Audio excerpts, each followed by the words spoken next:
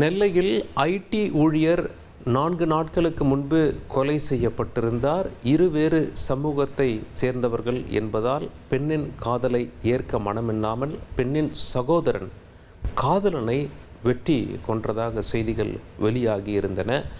இந்த வழக்கில் கொலை செய்யப்பட்டவரின் பெற்றோர் உடலை வாங்க மாட்டோம் என்று தெரிவித்திருக்கிறார்கள். அது மட்டும் இல்லை, யார் கொலை செஞ்சாரோ அவருடைய பெற்றோர் 2 பேருமே சப் இன்ஸ்பெக்டர்களாக இருக்கக்கூடிய நிலையில் அவர்கள் சஸ்பெண்ட் செய்யப்பட்டிருக்கிறார்கள்.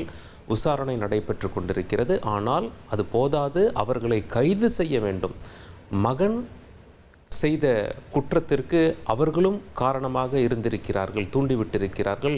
அவர்களை கைது செய்ய வேண்டும் என்று கொலை செய்யப்பட்ட ஐடி ஊழியரின் பெற்றோர்கள் உடலை வாங்க மறுத்திருக்கிறார்கள். இதன் காரணமாக நெல்லையில் ஏடிஜிபி திரு டேவிட்சன் தேவாசீர்வாதம் அவர்கள் முகாமிட்டிருக்கிறார்.